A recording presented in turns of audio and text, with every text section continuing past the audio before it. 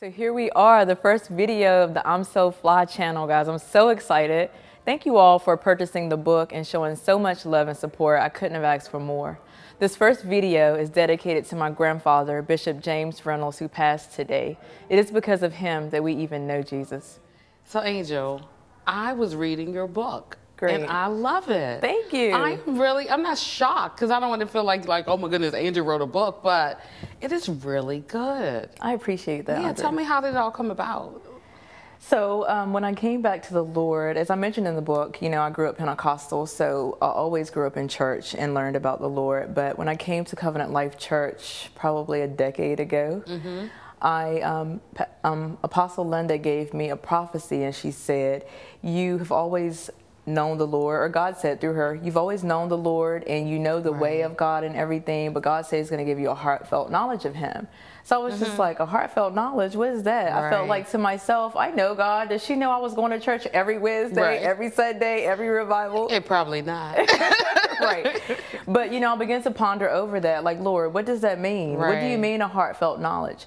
So in that, I started to grow, and I understood that God meant relationship. And that was certainly not something that I understood about God. Yeah. And as I grew with that relationship, it made me love the Lord. I felt like this is something I really want. And I can't say that when I was learning about the law. All you felt like was you can't do this, you can't do that. That's true. So when I started to learn relationship, I thought if young people understood relationship with the Lord, young or old, any person would want this, because God makes you so fly. He's so fly. And so as I began to understand relationship, I felt so compelled to let the world understand that. I feel like the enemy has done such a great job of making God look like religion. And God is not religious at all. He is the originator of all things. And religion is tradition, which is the exact opposite of who God is. So I feel compelled, even, you know, as a part of my ministry, to help people to understand that God is like personable. He's so likable. You enjoy Him, like you want to spend time with Him. So here, that's how the book was born. So when did you start writing? Was this like an overnight process? What happened? I wish. This book started in 2015. 3 years ago. 3 years ago. Wow. And I guess, you know, I could have finished the book quickly, and a lot of it was written actually 3 years ago, but I knew that with this book was going to come accountability and visibility that my flesh was not ready for. I knew God had called me to this place and to this platform to represent Him in this way, and you know, like I was like, God, I can't do that. Like I'm not the type that wants to be on camera. I'd rather be behind the camera. I'm not the one that wants to be in front of people with a microphone. I'm not the one that wants to be anyone's example, you know, but I knew that that's what God was going to cause. And so finally I submitted to it, because I was like, Lord, I have to do this. Like, you're so great to me. You deserve that from me, you know? So I said, okay, God, I'm going to do this. He gave me a July 30th deadline to finish writing the book, and it was released in August. It was. I'm very proud of myself for that. Yes, I think I was number 10 buying the book. I don't know, I'm kidding. But I jumped on it. And what I love about it, Angel, honestly, is, and I'm going to ask you this, but it doesn't matter who you are. You can relate to what you're saying. Really? You really can. And the thing is that it sounds like you. So it doesn't even, it's not like a book that you, as I'm reading it, I actually hear your voice. And I'm like, this is so Angel. That's great. So it's really a place where you are extremely transparent in just, you know, your walk and your relationship. But for somebody who is out there, who is the book for? If they're like, well, is that for me? I don't really even believe God, or I don't have a relationship, or who is it for? Well, I want to say thank you for saying all of that, because my main goal in writing this book was to be transparent. I feel like as Christians, we're not that enough. That's so true. And I think that if we were more transparent, people would lean this way a little more. So, but it's not easy being transparent. That was part of why it took me so long, because it's like, okay, now I get to go be transparent and talk about my flaws, and who wants to do that, you know? But I wrote the book for anyone that would listen. And one of the things that the Lord gave me, I say, God, we have to have a foundational scripture for this book. And so after the book was written, the Lord gave me Mark 4:20. And 4:20 is talking about whoever can hear. It talks about when the seed was put on the hard ground, you know, where it, you know, harvested. And so that's how I feel about this book. I feel like it's for anyone that will listen. I think that this is not just for the unbeliever, which is who I'd really love to reach, but I also feel like a lot of Christians learned the way that I learned about law. And so they have not even experienced a real relationship with the Lord. And I feel like if anyone can get to that place, it will change your life. Having a relationship and understanding relationship with God changes your life. It's so much freedom. It takes away that burden of I'm not doing this right, of looking at God like he's always looking at you like you're not doing this right. It frees you from all of that because you understand that that's not how God is at all. He doesn't look at you and say, you're not doing this right. You know, you did this wrong today. Everything is so encouraging. Like, it's truly a love that you can never understand. Yeah, it is so, it resonated with me on so many levels. You know, my first experience with God was in a religion that was all about tradition. And I remember sometimes thinking, oh my goodness, I can't say enough prayers to get rid of this sin. And so when I actually went to a church and really started developing a relationship with God, I was like, well, God, if we're going to have a relationship, you know, I need to be able to call you something, you know, because I was like, God, I want to be able to feel you. Sometimes I want to, you know, I want to be able to call somebody when I'm traveling, like, I'm here, because I want somebody to care about me. I was like, I'm not going to call you God. I'm not going to call you Lord. I understand that. Yeah. So I was like, you know, I'm going to give you a name. So I called him Elohim. And I was like, do you still do that? I do. It's funny. God would bring me back to that. Because God says sometimes in your maturity, you know, you forget that He's that friend. You forget your first love. Yeah. And so God will bring me back to that. Be like, Elohim is still here. I love that. And it means I need some time with you. Yeah. Because that's how you build relationship. Right. Well, tell me about the title, because I love the title. I'm So Fly. What did that mean? That's so funny. I wish you could be with me when someone asks me, what's the title of the book? And I say, it's called I'm So Fly. And they're like, really? They give me that look like, really? You really, Angel? So it's always kind of embarrassing to say until I can get to the, and it's all because of him part. But actually, this book was called about 3 or 4 other titles before it became what it's called now. And I think that probably it got the title just recently. But I wasn't at peace with all the other titles because they were coming from me. Okay. This title God gave me. And when God said it to me, he said, I'm so fly. And I said, really, God? You want me to call a book I'm so fly? So people can be like, Angel, you're writing a book about yourself being fly. But it wasn't about that at all. And then God said, and it's all because of him. And I said, oh my God, Lord, I love that. Yeah. See, he has like the flyest ideas. But yeah, so it's really not even about I'm so fly as an angel. It's really about God. That's why I had to put the rest on there, and it's all because of him. And it's really, I am really about anybody, any person. Because I think that once you get relationship with the Lord, you understand truly and more what I mean when I say that. Yeah. Because God enhances you so much. Yeah. And people think of like fly only being materialistic, being cool, having swag, and it is having swag, but being fly is also being the best you. I feel like God enhances you. He makes you think about things and takes you to levels in your own mind about what you can accomplish that you would have never been able to do on your own. So I'm so fly, to me, it expands into like everything that enhances who you are. Yeah, I'm gonna just share with you because that was one of the part that actually got me in the book was the title. Not the title, but you mentioned that the part about being fly is also looking good and also making sure that you present yourself well because we're representing God. Yeah. And I said, you know, do I always represent God well? Yeah, that's good. When I walk out the door, when I'm doing what I do, when I'm working. Yeah. And I think that is just key because we don't ever think about things like that. And the fly part for me was just really about God puts that little excellence on you when you're walking with him. And so it does feel good. So, you know, like even for me, I feel like a lot of people judge me for that because I do care about what I look like. And I like fashion anyway, but I do really think about what I look like when I go out. Like some of my friends would joke, like even when we travel, like Angel, why do you not like travel in bum clothes or whatever? But that's something that the Lord told me so long ago. God said to me, Angel, always think about how you're representing me. So and you never know what, I'm a business person, so I always think about business opportunity too. You never know who you're going to encounter when you're anywhere.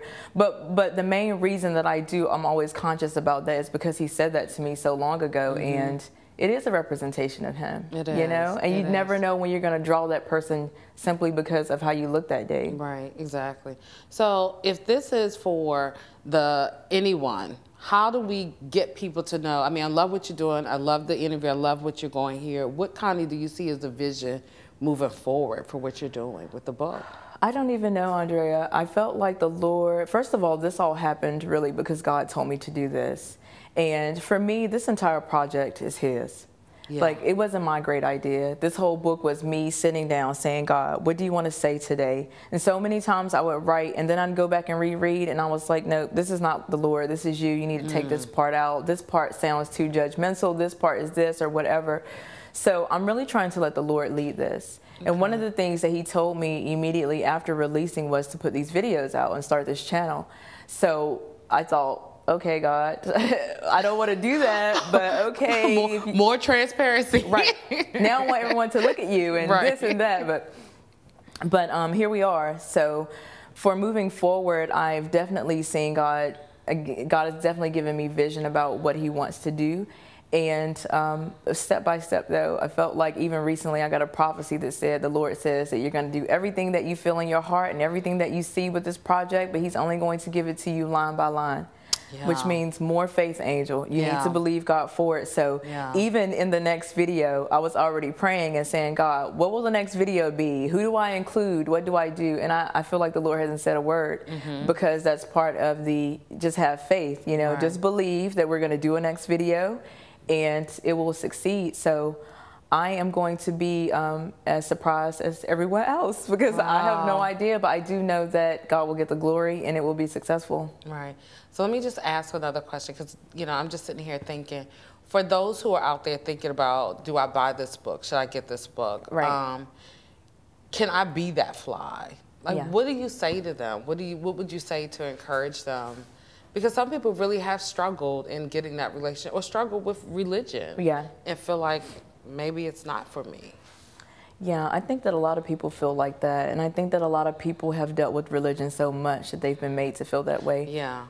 I would encourage them to buy the book. I mean, I feel like the book answers a lot of things that I think a person would think like that. I try to really say, okay, what topic do I approach and how do I approach it if a person is asking those questions?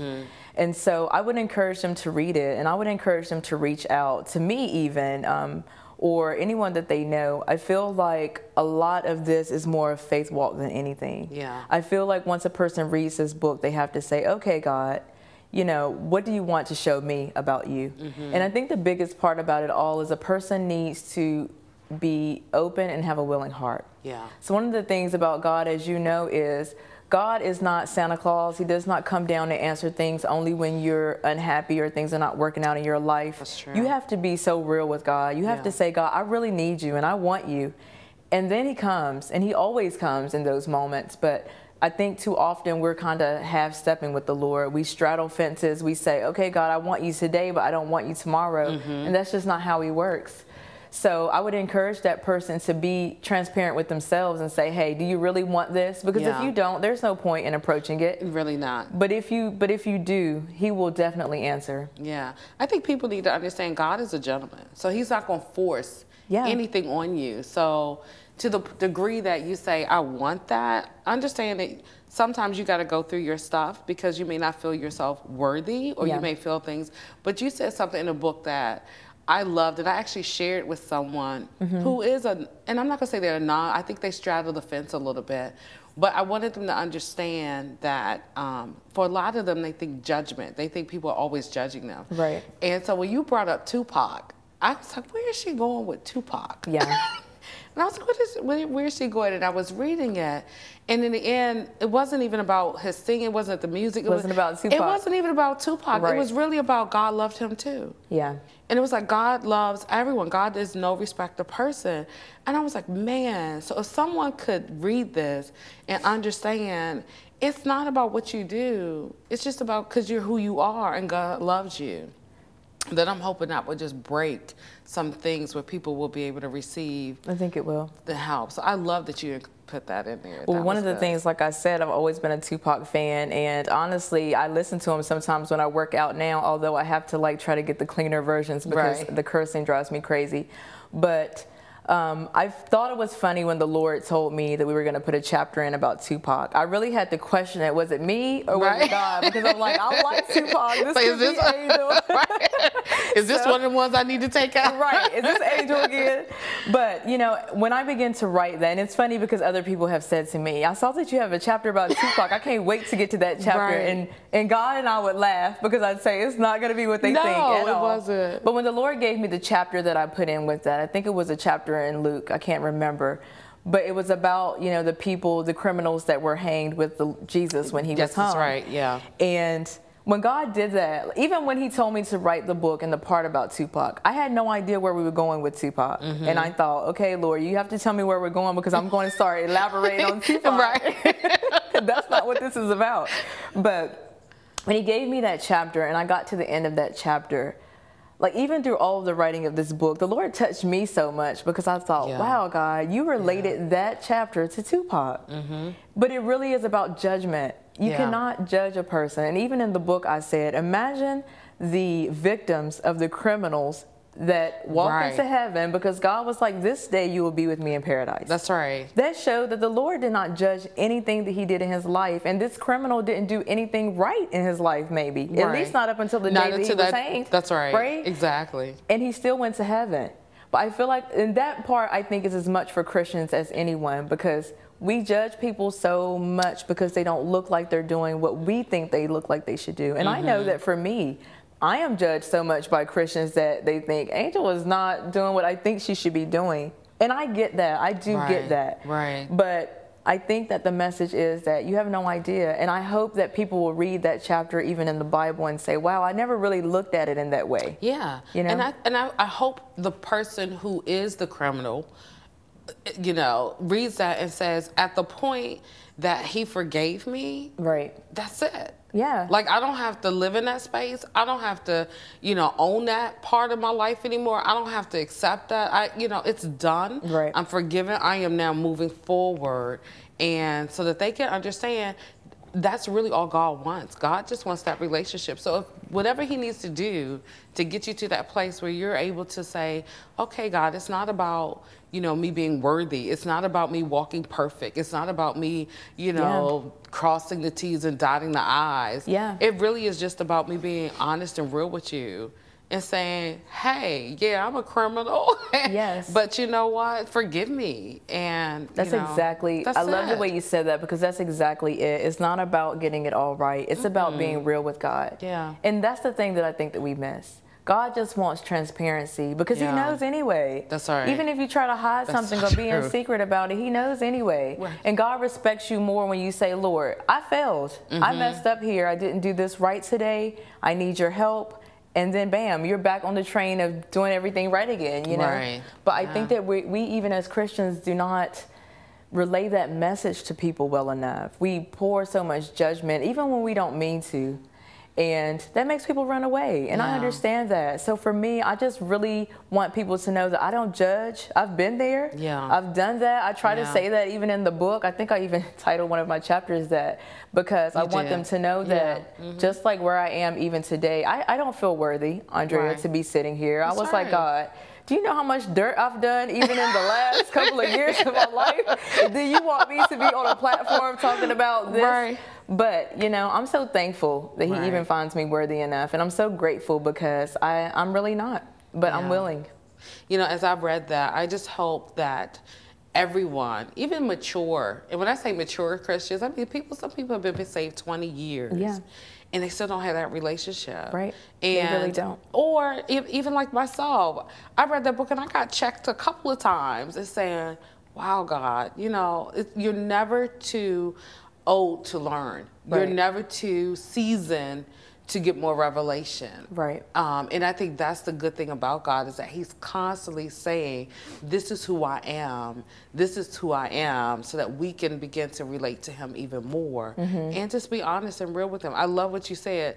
People think they can hide. I don't know why we think we can hide anything from God. Yeah. He's all knowing. It's just nature. It's just human nature. right? And so you know, deceive ourselves by thinking that instead of just being saying, God, I'm not perfect, but here's the reality. He already knows that. Right. And there's such a freedom in that. Right. When you get to that place where you realize that you can actually say that to God and he's okay with that, he actually prefers it, because that's when you can receive help. That's right. There's such a freedom in that. But the devil will not let us get to that place where we understand that. And that's part of what this ministry is. That's part of what I'm So Fly is about. It's about understanding that you get to be fly with the Lord in that way. You get to be transparent. You get to be free in just being who you are. Yeah. And that's the person that God wants. You know why I love your title?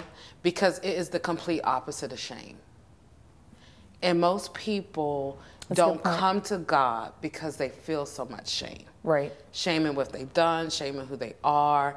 And so they don't feel fly in themselves. Right. But when you are able to release all of that and you're able to let God heal you from all of that, then you say that, okay, I am fly, because then there's no more shame in anything that you are, because you know that God created you. Right. And God didn't create anything to be ashamed of. That's right. So I love your title. Thank you. Yeah, it just really makes, you know, and I hope people receive it in that way. I think they will. So that they could definitely say, yeah, You know what? I'm so confident in this book and the title, not because I wrote it, but because I know that God did. Yeah. You know, God gave me the credit. He's so amazing like that. He lets me put my name on there. But honestly, that stuff did not come from me. I'm not even smart enough or wise enough to write so much of that. God allowed me to share some of my own experiences. But truly the things and the wisdom that is in there and the messages that are brought forth are truly from him. And I know that, you know, people are going to receive, because truth is there and God is truth. So I know everybody's going to get their different nuggets. I've already gotten my nuggets out of it. I've gotten my revelation. I know other people are going to read it and they're going to get their revelation. And I love what you said. And I hope that people really do have what I call a fertile heart to receive. Right. But if there's one like key message, if they read the whole book and don't walk away with anything else but this one thing, what is that? What do you think God wants that message to be for them? I think that we've covered so much of it. I think I really want them to understand that God is not judging them. And God really, really loves them. And if you will just open your heart to understand that God really cares, even about every wrong thing that you're doing, God cares about that. Right. And willing to open up and willing to say, you know what, Lord, here I am. You know, I really want them to erase everything that they've ever learned and everything that they ever thought about Christianity, because 80% of it might be wrong. Right. It's been so much based into this religion. That's true. And I just know, I know from the bottom of my heart that if people understood relationship, everybody would be Christian. Because how can you not want the best person ever? The person that will love you unconditionally. The person that never judges you. Like, I think about how some Christians have made me feel. God has never made me feel like that. But even when I do something wrong, God has never sat over me and beat me up. God is so encouraging. His voice is always like, Angel, you can do this. So I think about that and I think, who doesn't want that? Who doesn't want a cheerleader always there for them? Who doesn't always want someone to say, hey, I support that? Right. It just makes you better. So I really want people to really understand who God is. I think you need to say that again. I mean, really, I feel like they need to hear that God is not there trying to beat them up and condemn them.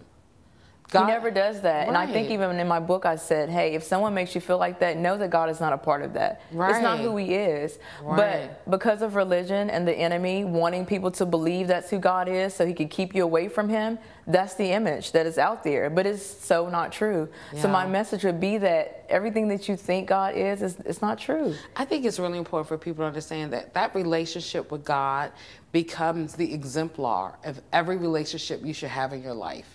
So that if God is not beating you up, if God is not condemning you when you mess up, if God is not making you feel bad about decisions or things that you do, how can anyone else? How can anyone else? And you don't let them.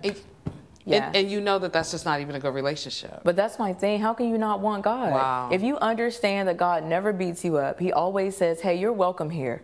I will listen to you. I will give you positive feedback. Like everything good in a relationship that you can think of, he's that. How can you not want that? How can you not? I'll tell you why, because people don't understand who he is. That's they true. have this image of this person that sits up in the sky that is saying, ooh, you did this wrong. You didn't do that right today. I don't like you. You're bad. You're a disgusting person. You're this, you're that. And that's everything opposite of who God is. That's so true. So where did it come from? It came from the devil, making people believe that. It came from Christians that sell that image, and it's not right. And yes, they are Christians. They will make it to heaven, but it's because they don't have relationship. That's right. And they lack understanding. So I understand where it comes from, but the message now is this whole I'm So Fly movement is to help people to understand that that's not who God is. I like that you said that. It is a movement. The Lord told me that. The Lord said this is a I'm So Fly. It's a movement because things are going to move in this new direction. And I'm just thankful that he lets me be a part of that. Right. So what's next? What can people look forward to in the next videos, the next, you know? Let's see. I really don't know yet. I'm hoping that we will do more ministry. I do know that the Lord wants us to do some prophecy in future videos. I know that a lot of people don't understand that, but in my church, Covenant Life Church, in our church, we teach people how to prophesy. We understand how to prophesy, which is simply to hear God and be able to tell someone what you heard God say. And so I'm hoping that we will be able to go into the streets and do that with people, maybe have someone call in. I'm hoping to do more interviews with other Christians that I think are fly, that understand what this I'm So Fly movement is about, and whatever God wants, really. Awesome. Awesome. I am so looking forward to what's coming next. I think God has just created, I love that it's a movement. I think it's a movement. And right now it's just blowing my mind because he said, you just got revelation. I just got revelation on that, right? And so this is huge. It's a movement. And I just got real revelation just on how this will break shame off so many people. And that is the #1 tactic of the enemy to keep people in bondage and away from God, is that if you feel shame, if you think about it, when a child feels shame, they don't want to go to mommy. Right. So even an animal, when a dog doesn't feel, they hide. Isolation, which is one of the first things the enemy does, right? He isolates you. He isolates us. And so, wow. It's a movement. It's awesome, Angel. I'm excited. Awesome. Well, this is great. Thank you. You're welcome. Yes, first video down. Thank you, Lord. I want to give a big shout out to Pastor Andrea for helping me complete this interview. Another big shout out to B Street for doing all of the behind the scenes work that you all don't know about. And thank you all for tuning in. I hope that you will subscribe to the channel. Please do. I hope that you learned something, and I hope that the Lord was able to even speak to you during this video. If you have any questions or comments, please leave them below. Any feedback, I'd love to hear from you. Please follow me on Instagram or Twitter at Financially Sane, at I'm So Fly Movement, and I look forward to hearing from you all.